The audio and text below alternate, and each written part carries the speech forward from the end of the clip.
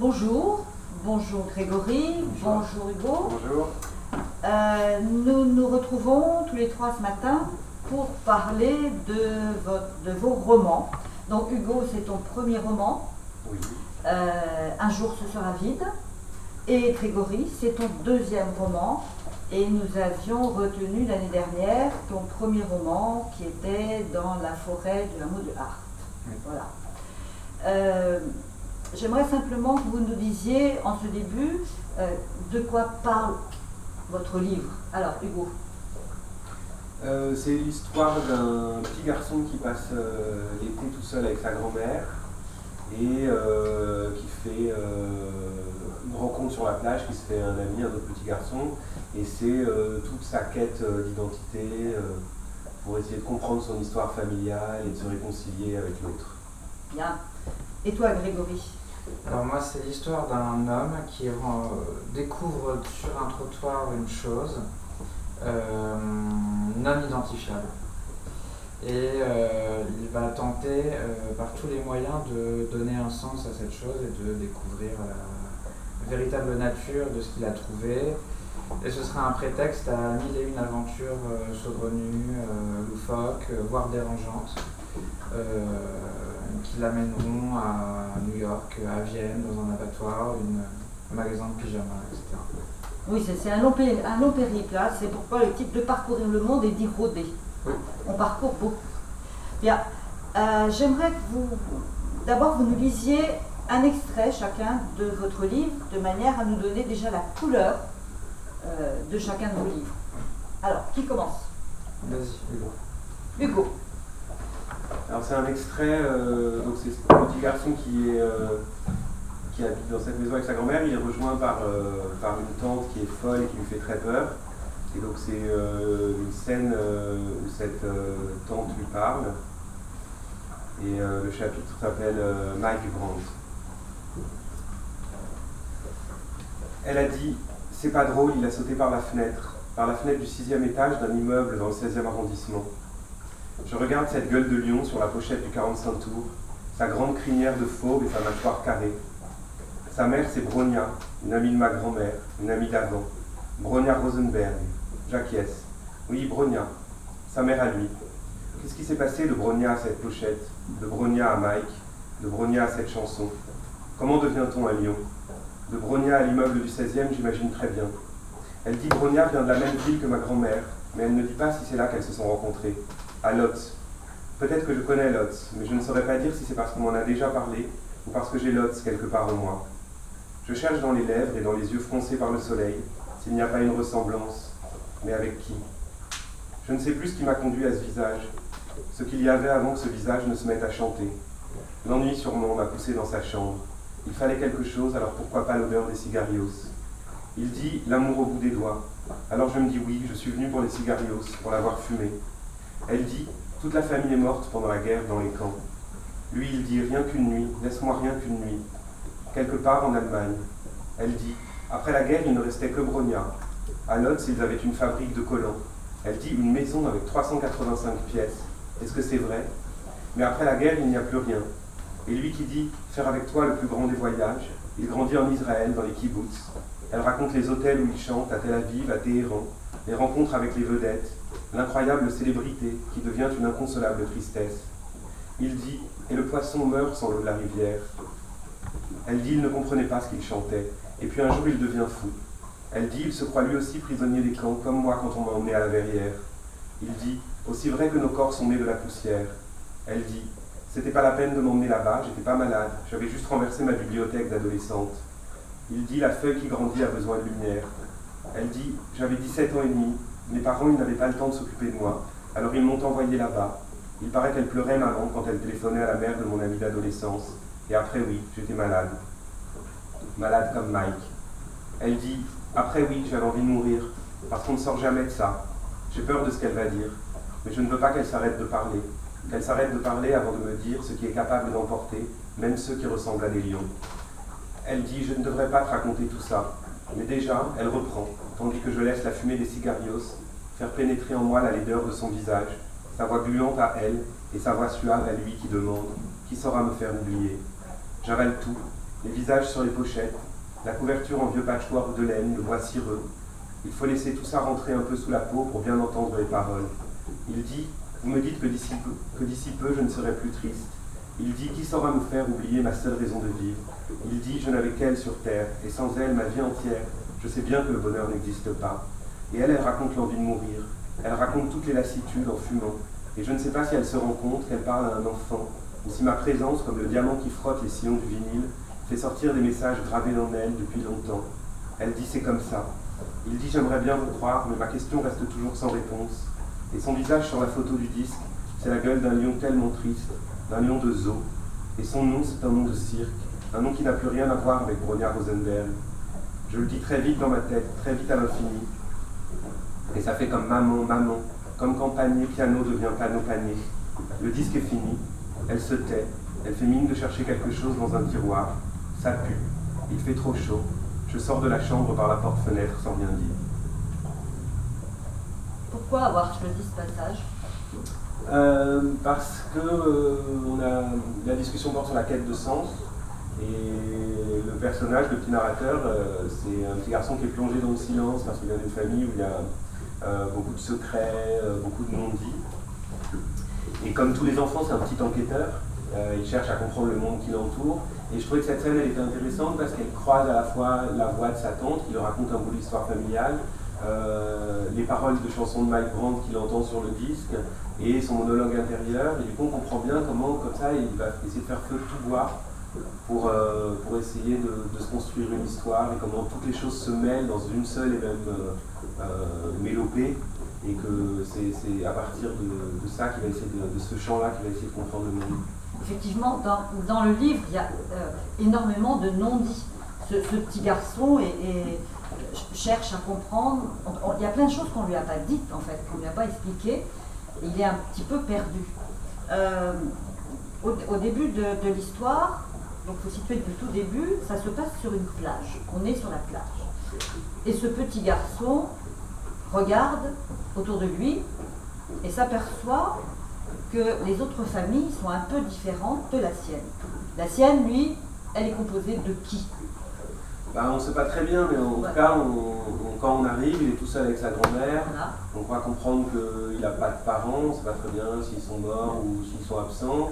Il y a cette tante schizophrène très effrayante qui arrive.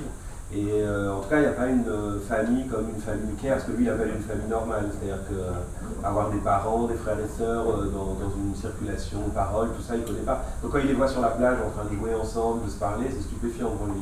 Oui, c'est un monde nouveau, c'est-à-dire que c'est quelque chose qu'il ne connaît pas. Et moi, je trouve que ce qui domine le roman, c'est la solitude de cet enfant. Il est seul, souvent seul. Et puis un jour, arrive quelqu'un qui va le tirer un petit peu de sa solitude. Qui? Oui, il est seul parce qu'il est d'autant plus seul que, comme personne ne lui parle, il est dans un monde comme ça de silence, donc il essaye de comprendre le monde avec ses sens, un peu comme tous les autres enfants, sauf qu'en plus il ne peut pas vraiment poser de questions. Et puis, à force de regarder les familles, et puis un jour il décide comme ça d'aller tuer des méduses avec un bâton, et il rencontre un autre petit garçon de son âge, Baptiste, et ce Baptiste va lui ouvrir les portes de sa famille, et ça va lui permettre de voir de l'intérieur un peu ce monde qui le fascine. Alors, et là, ton écriture, j'ai trouvé dans ton roman que ton écriture est très précise et déclenche, c'est plein de sensations, plein de ressentis. Est-ce que c'était un choix au départ d'écrire un livre comme ça? Oui, parce que ce que je voulais, c'était vraiment essayer de redonner cette sensation qu'on a pendant l'enfance, quand vraiment les sensations sont très fortes et qu'on essaye vraiment de s'approprier les choses qu'il y a autour de soi, qu'il n'y a pas vraiment, que la frontière est encore assez floue entre sa personnalité et le monde extérieur, et qu'on ressent les choses très fort et qu'on essaye de comprendre le monde à travers tout ce qui nous entoure. Donc je voulais comme ça qu'il y ait des choses où chaque chose qu'il voit, qu'il entend, a vraiment un sens très fort pour lui. Alors, le ressenti des lecteurs, quand on a commencé à discuter à propos de ton livre, certains lecteurs étaient un petit peu déstabilisés parce que trouvaient que, en fait, l'écriture que tu avais n'était pas l'écriture d'un enfant. C'est un enfant qui parle, c'est l'histoire d'un enfant, et l'écriture était trop élaborée pour être celle d'un enfant. Alors, pourquoi tu as pris ce choix de C'était pas vraiment un choix, je pense que d'abord on écrit et puis ensuite... enfin, je veux dire, l'idée c'était vraiment d'être plus fidèle à la voix de ses émotions, et je pense qu'un enfant a des émotions très élaborées, et plus qu'à la voix qu'il aurait s'il parlait à l'oral, ou d'être fidèle au flux de sa propre pensée. Mais je pense que même s'il n'est pas capable de le dire comme ça, un enfant de 10 ans a déjà des sensations et des réflexions qui sont très élaborées. Et c'est plus à ce niveau d'exigence-là que j'ai voulu être fidèle. Oui, parce que tu mets dans sa bouche des mots d'adultes, en fait. C'est plus que des mots d'enfants. Je sais que certains lecteurs ont été un petit peu déstabilisés par ça. Voilà, c'est une remarque qui nous a été faite. Oui, moi je l'ai beaucoup reçu aussi de lecteurs, mais j'avais l'impression d'être plus fidèle à ce que c'est qu'un enfant en utilisant cette voix un peu qui est précise dans ce qu'elle ressent, qu'en utilisant une fausse voix d'enfant qui m'aurait paru imiter quelque chose qui n'était pas fidèle à ce que je cherchais, qui était vraiment ce monde intérieur de l'enfant. Et je pense que le monde intérieur de l'enfant, il est très élaboré. D'accord. Pourquoi avoir choisi la plage comme lieu de rencontre ? J'ai pas vraiment choisi la plage, c'était d'abord j'ai eu la vision comme ça de ces enfants qui se rencontraient sur une plage autour du sacrifice d'une méduse, et c'est comme ça que le roman a commencé. Mais après il s'est trouvé que la plage était vraiment le lieu parfait d'exposition des familles et de leur intimité dans l'espace public.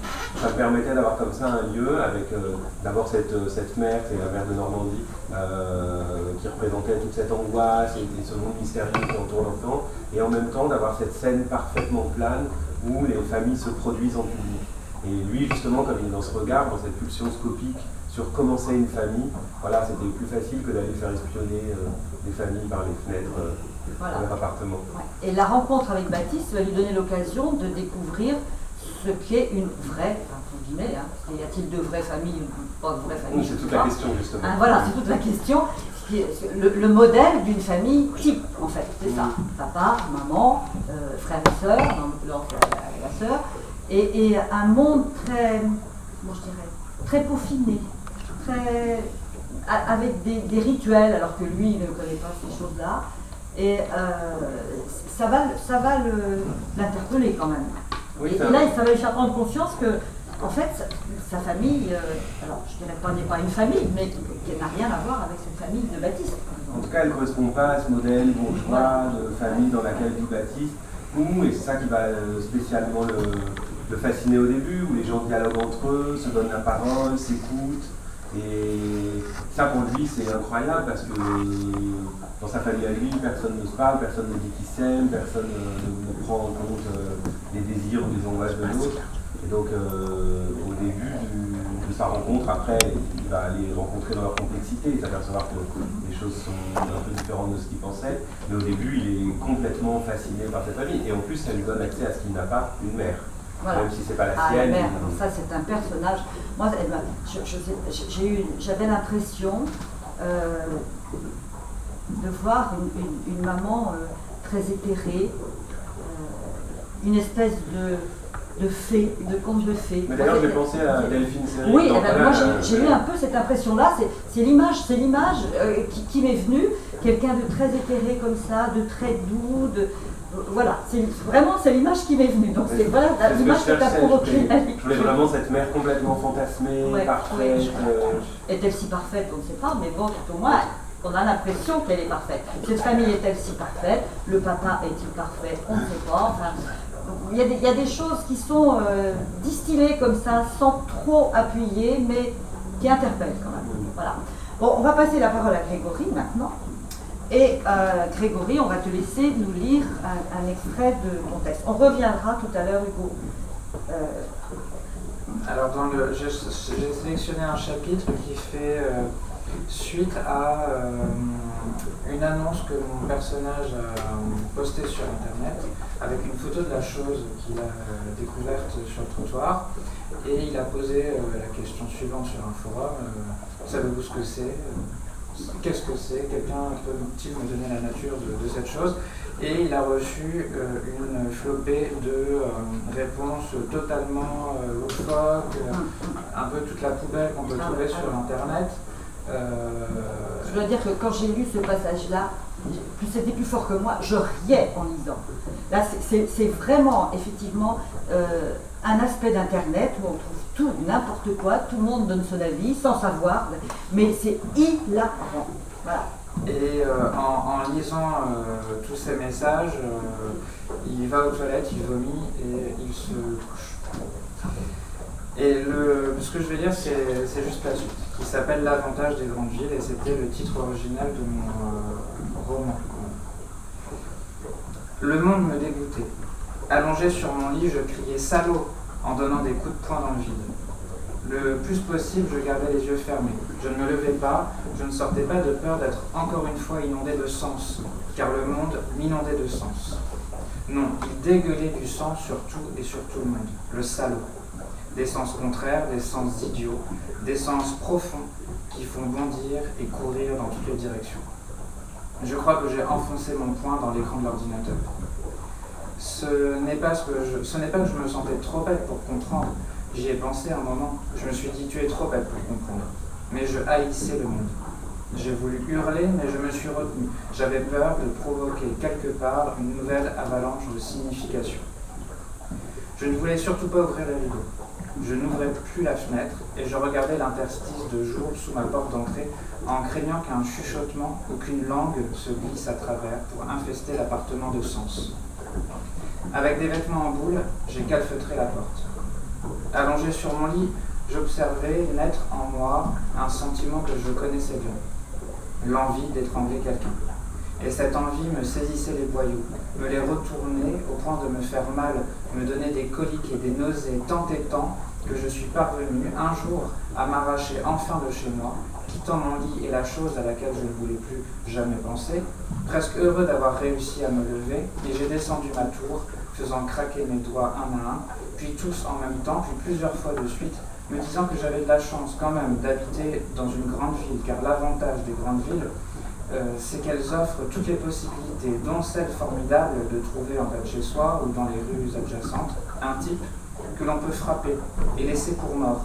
Et j'ai ressenti toute l'horreur qu'il devait y avoir à vivre à la campagne, loin de tout et de toute présence humaine, m'imaginant au volant d'une voiture faire plusieurs kilomètres pour croiser un premier homme, et peut-être même pas le bon, pas celui qu'il me faudrait pour passer mes nerfs, pas celui que j'aurais envie de bourrer de coups et de faire saigner, me contentant malgré tout de lui, de sa gueule qui ne me reviendrait pas tout à fait, faisant mon affaire, mais sentant toujours alors que je remonterais en voiture cette rage qui ne passerait pas, et je bénissais le hasard de m'avoir fait naître dans une grande ville où les types s'avancent vers vous par dizaines, offrant leur gueule à casser sur un plateau, et j'en ai saisi un, tout près de ma tour, que j'ai fait tomber d'un coup sur le crâne avant de le relever parce que je désirais un peu plus de résistance, quand par chance, un autre type est arrivé et m'a permis d'extirper tout ce qu'il y avait à extirper de moi.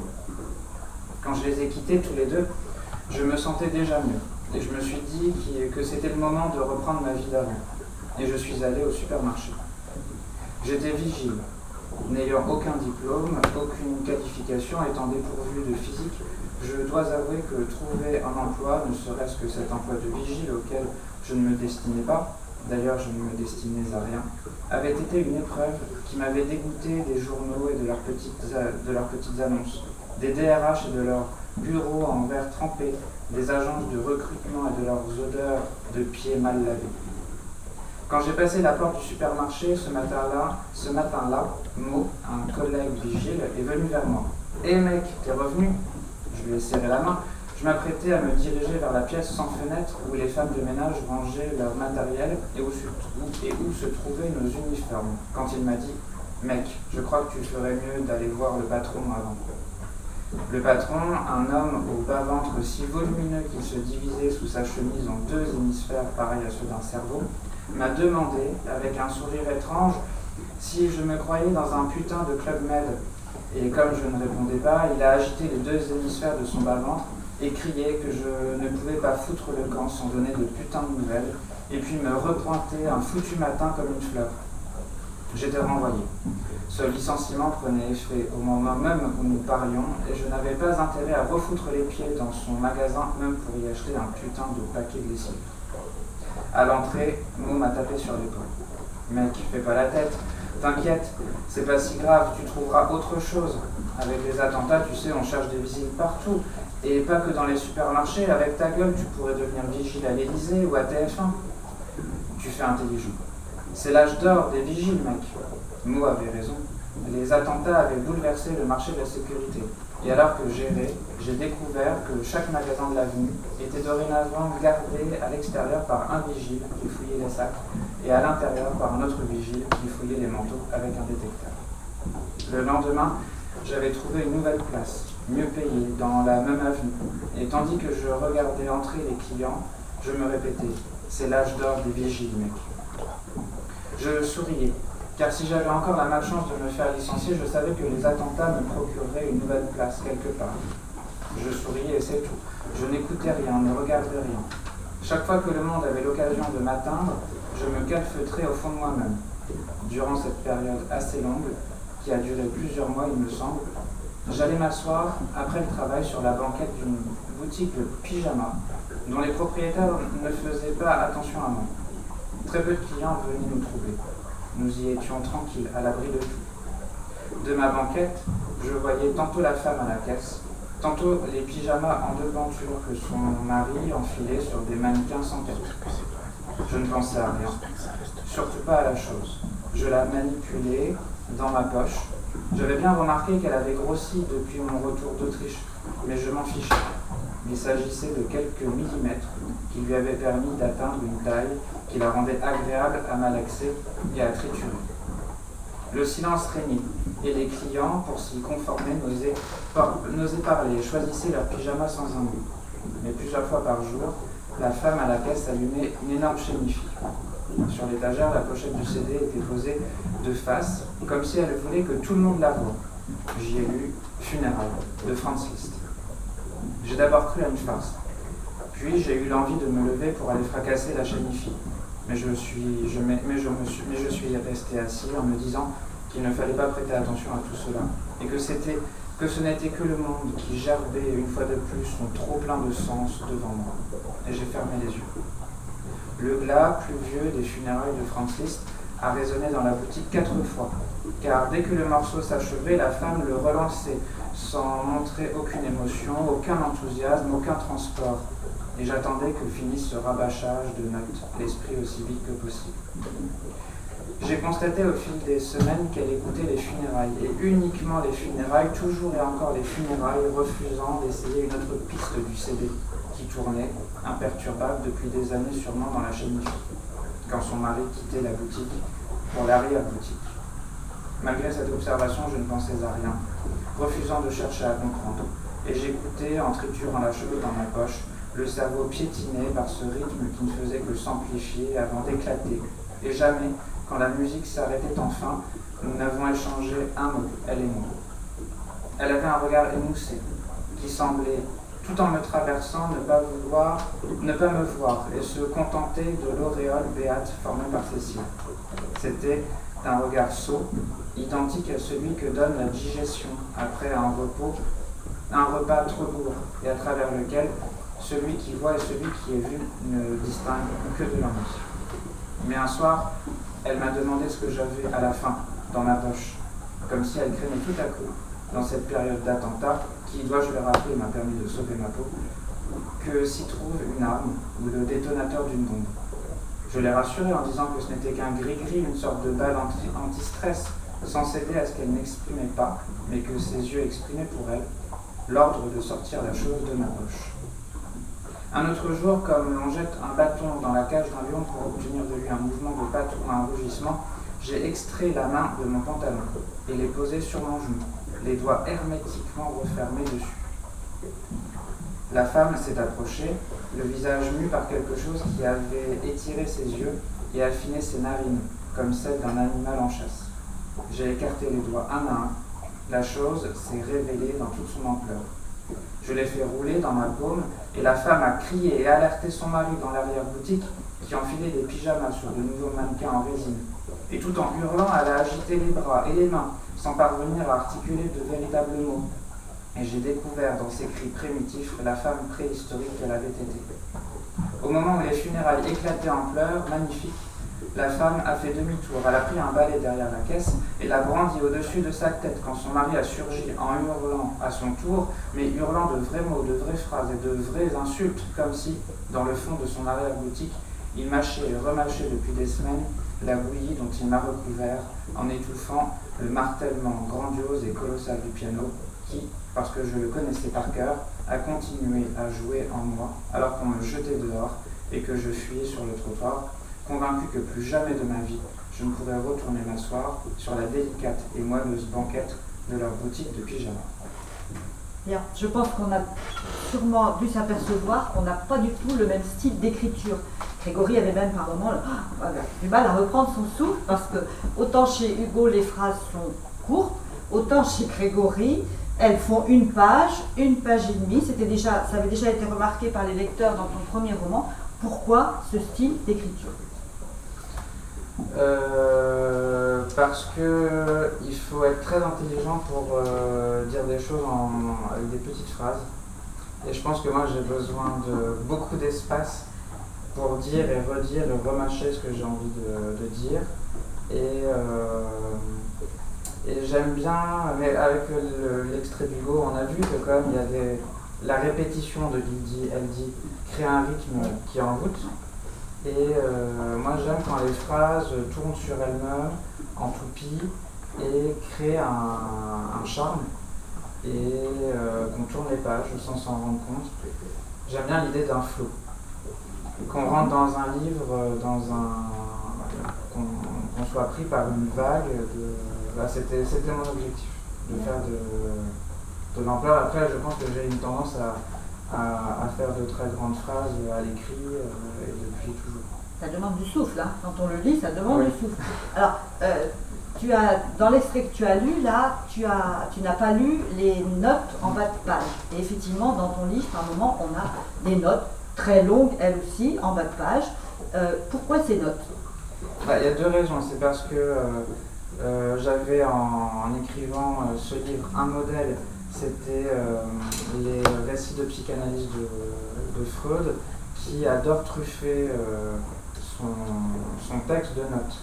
Et je trouvais qu'il mettait toujours les choses les plus succulentes en notes, les choses les plus intéressantes, les choses un peu grivoises, un peu perverses. J'avais vraiment un goût pour lire des fois seulement les notes. Et je me suis dit, il faudrait renverser ce système où normalement, traditionnellement, on met ce qui est annexe en notes et ce qui est principal dans le texte.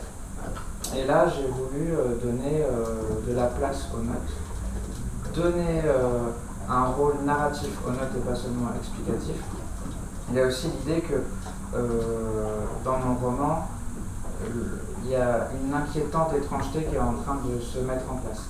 Et le fait que le texte se fasse grignoter par des notes de plus en plus longues, au point de gober parfois des chapitres entiers, parce que des fois il y a juste le titre. Il y a 3 ou 4 phrases en haut de page et après ce sont les notes. Que des notes, donc seulement un titre de chapitre avec une note.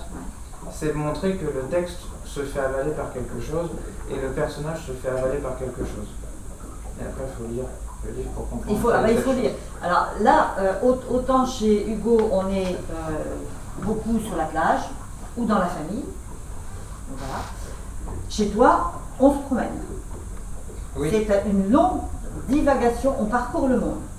Alors tu vas nous emmener dans des endroits successifs. Est-ce que tu peux poser ces endroits successifs et pourquoi ces endroits-là après ? Alors, ça commence dans une ville indéterminée. Oui. Dans un quartier où toutes les rues, avenues, impasses, places, boulevards s'appellent Job. Référence au titre de mon roman qui vient de la première page du livre de Job dans la Bible, parce que le livre de Job commence par Dieu qui convoque Satan et Dieu lui demande d'où viens-tu, qu'as-tu fait ? Et Satan répond de parcourir le monde à dire aux.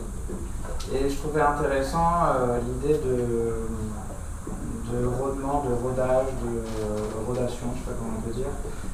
Parce que l'homme qui rôde, c'est pas l'homme qui se promène ou l'homme qui randonne.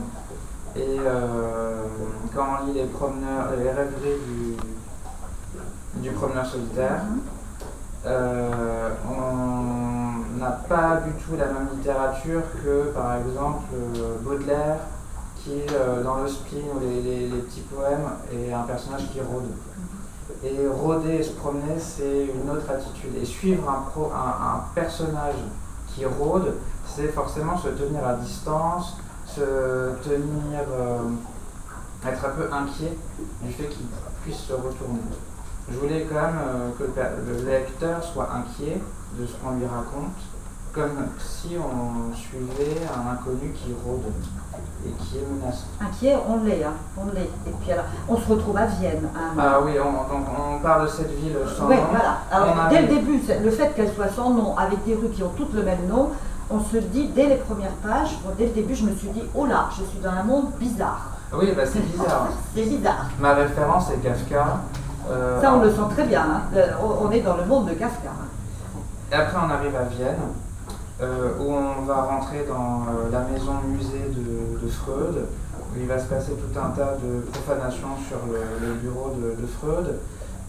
On quitte Vienne, on revient à Paris, on est à deux doigts de partir en Israël avec un groupe de juifs qu'on rencontre, mais le narrateur sent que c'est pas son monde, il ne les suit pas. Mais nous, on va quand même suivre ces juifs en Israël et qui sont aussi très perchés, hein, ils sont complètement fous. Et on a une vision aussi d'Israël qui est présente dans la littérature contemporaine. Avec Orly Castelblum que j'adore, qui on y reviendra tout à l'heure. Voilà, qui est une autrice, on en parlera. Et après on va à New York. Et New York c'est l'envers d'Israël, parce que si Israël c'est un paradis sur terre pour mes personnages, New York est vraiment une descente aux enfers. C'est l'enfer. C'est l'enfer et mon personnage le sent dès qu'il descend de l'avion et il a envie de tuer tout le monde. Il va réussir à trouver un exil au sommet d'un building et il se fait engager par une troupe de cirque. Oui, alors là, oui. J'ai trouvé ça d'ailleurs très original de mettre une troupe de cirque au sommet d'un building. Mais tout est comme ça. On est déstabilisé en permanence. Bah, moi, j'aime bien être déstabilisé. On est complètement déstabilisé. Et je trouve qu'un roman, c'est quand même l'art de déraper, l'art de la déroute. Ouais. C'est, il faut que ça parte dans une direction. Et je donne un conseil aux lecteurs qui vont prendre contact avec ton livre et qui vont le lire. C'est pas un livre que je conseillerais de lire un tout petit peu chaque soir. Il faudrait mieux consacrer un bon moment et se laisser porter par cette divagation, parce que autrement on risque de perdre le fil. Oui. Il faut se laisser emporter par ce mouvement, puis dire bon allez je suis là, où est-ce que je vais arriver, on ne sait jamais où on va arriver, ni qui on va rencontrer. Je pense qu'il faut accepter la liberté du roman, il faut accepter de se laisser porter, il faut accepter de ne pas chercher à tout comprendre. Les lecteurs qui veulent absolument raisonner sur chaque aventure vont se noyer, parce que je pense que c'est pas la bonne attitude de lecture, vouloir tout comprendre. Il faut lâcher prise en fait. Oui, c'est-à-dire on lit rien si on cherche à tout comprendre. Non. Ah ben non, il faut lâcher prise et se laisser porter par le rythme de l'écriture et puis par cette divagation, c'est vraiment une divagation. J'ai trouvé des points communs dans vos livres. J'ai cherché, j'ai relu les deux livres, j'ai dit il y a quand même des choses. Tu as parlé d'Israël, tu as parlé de Vienne avec ces mouvements néo-fascistes et l'antisémitisme qui est encore assez présent. Ouais. Et dans ton livre, Hugo, il est question, plus ou moins, puisque là les choses sont rarement dites précisément, mais c'est des ressentis, et évoquer la Shoah. Puisque la grand-mère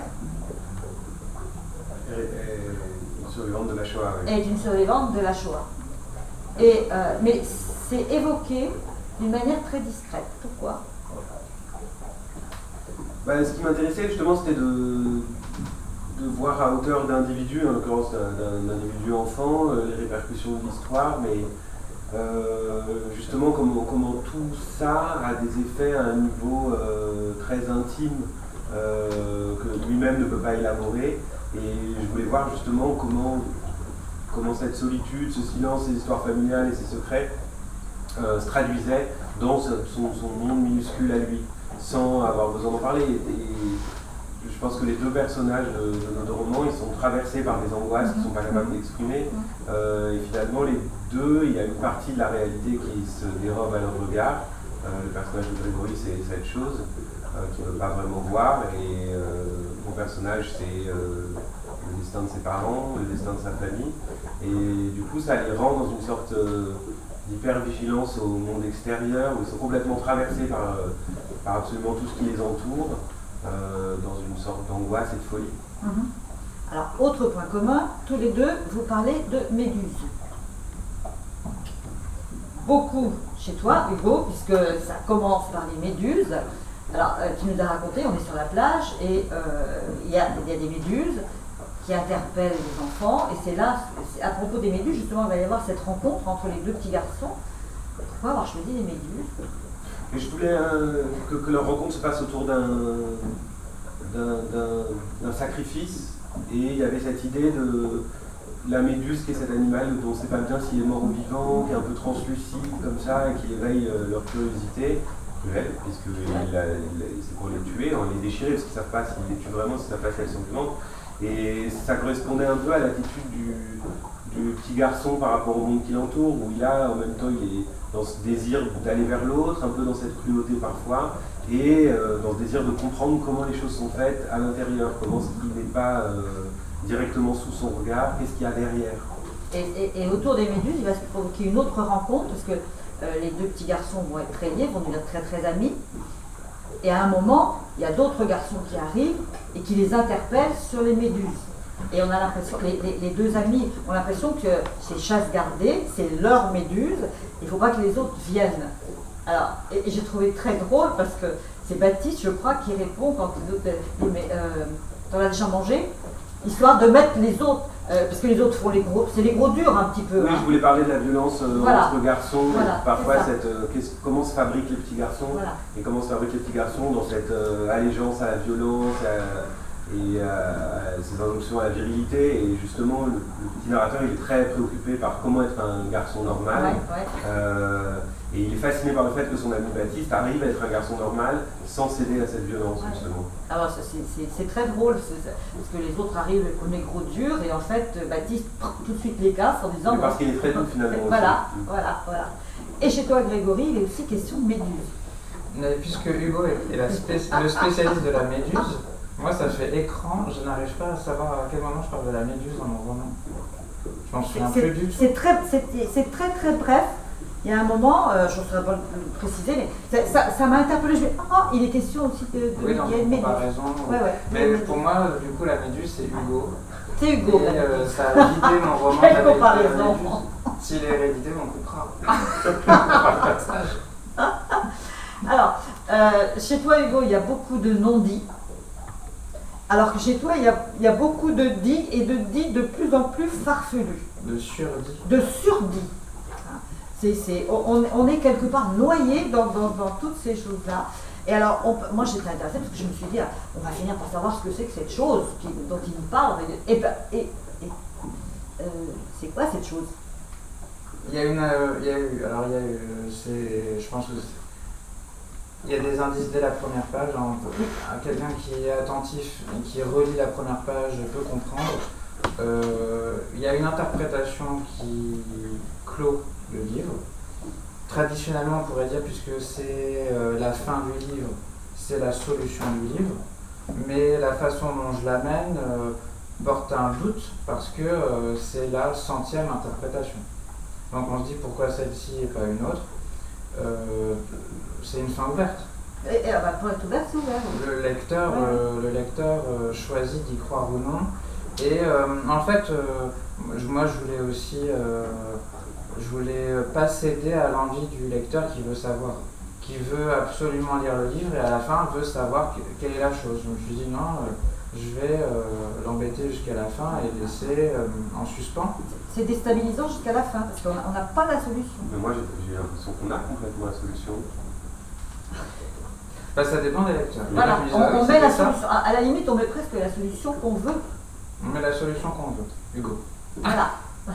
Non, mais je pense que c'est l'attitude de mon personnage à partir du moment où on lui donne cette interprétation finale, on lui dit que ce serait un cancer de la peau.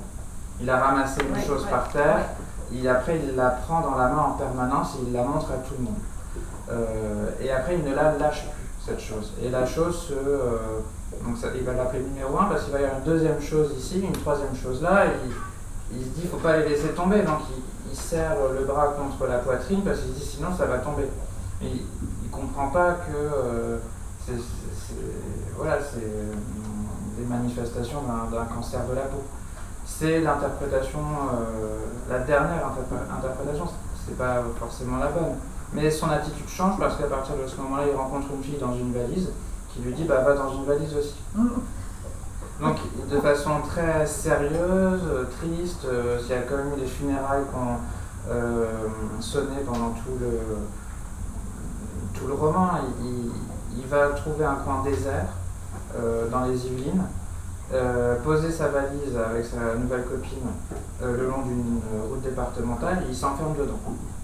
Et sa copine, pour elle, c'est un nouveau départ parce qu'elle se dit que quelqu'un va ramasser la valise, m'emmener ailleurs, ouvrir la valise sera la nouvelle vie. Lui, il se dit j'espère que je vais me réduire en cendres à l'intérieur de ma valise et que ce sera la fin. Mais je ne sais pas pourquoi, je suis fasciné par l'idée de rentrer dans des petites choses. Et dans mon nouveau roman, j'écris sur des hommes qui rentrent dans des paniers, des tout petits paniers qui tressent, des paniers qui rentrent dedans, qui rentrent dans des petites grottes, qui rentrent dans des corbeilles, je sais pas pourquoi. Bon, alors on s'apprête à pouvoir rentrer dans plein de petites choses la prochaine fois. Oui. Voilà. Alors dans vos deux romans, il y a les monstres. Il y a des monstres.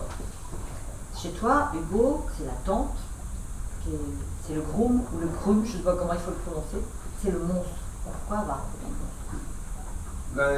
il est comme ça alors chez Grégory, c'est le déluge de sens, il y a trop de sens pour son personnage, et mon personnage, au contraire, il cherche du sens là où c'est très pauvre, il bute contre des murs. Et donc le monstre, c'était dans le sens de ce qui est montré. Tout à coup, il y a des personnages dans mon roman qui font du symptôme, qui font du sens, qui racontent des choses à travers leur corps, à travers leurs symptômes, leurs maladies. Il y a un personnage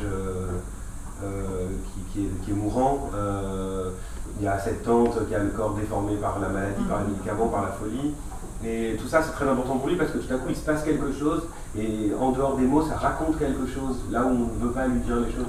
Et du coup, à la fois, il en a peur et en même temps, il est très attiré par ces personnes parce qu'il comprend que c'est là où il va trouver des réponses à travers eux.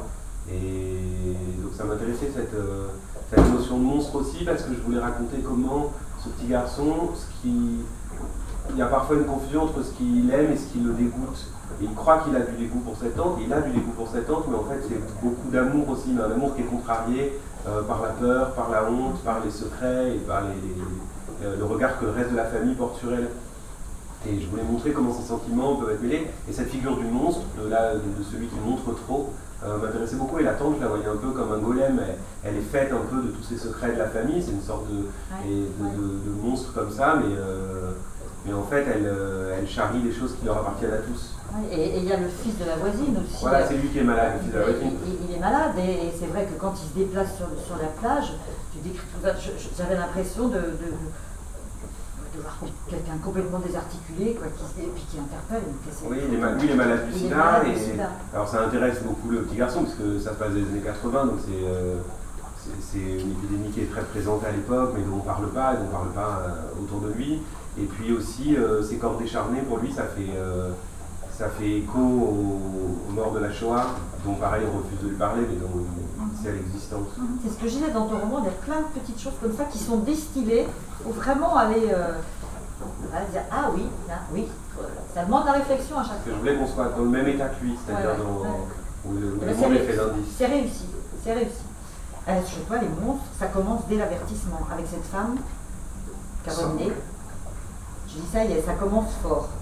Oui, j'ai fait un avertissement narratif où le personnage descend de chez lui parce qu'il croit avoir entendu un cri, où on l'a appelé, donc il descend 4 à 4 et il voit une fille sans nez. Et ça existe, hein, des êtres humains sans nez. Et donc 2 grandes cavités. Il la suit et il se dit, dis donc, le soleil ne va pas jusqu'au fond de ses cavités.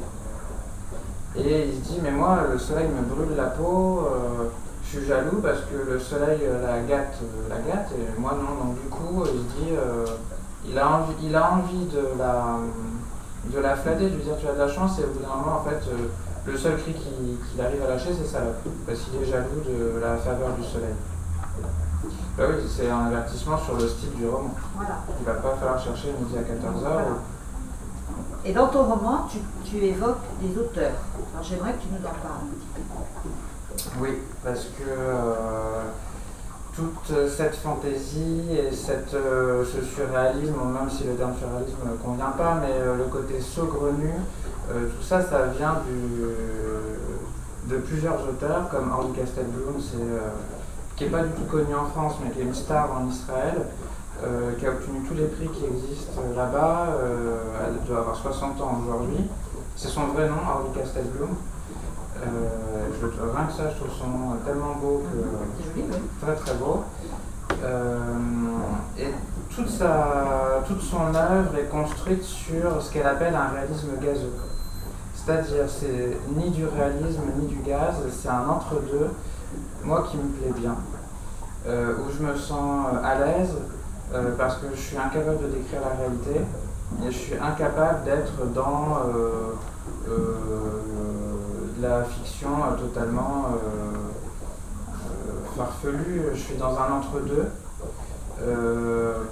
du coup qui déroute, où on sait, puisque je suis dans un entre-deux, on ne sait pas comment se positionner. Et ça j'aime bien parce qu'on est toujours un peu mal à l'aise et ça tient éveillé. Moi j'aime bien être mal à l'aise quand je lis. D'accord. En tant que lecteur, je n'aime pas être en capacité de deviner la page suivante. Et quand systématiquement il y a quelque chose de nouveau dans le style ou dans l'intrigue, je me dis c'est génial. Donc j'ai essayé de faire quelque chose comme ça. Ah ben c'est tout à fait ça, parce qu'on est à chaque fois qu'on tourne la page, on ne sait pas à quoi s'attendre. Voilà. Est-ce qu'il y a des auteurs auxquels tu te réfères, Hugo, quand tu écris, ou des auteurs que tu apprécies?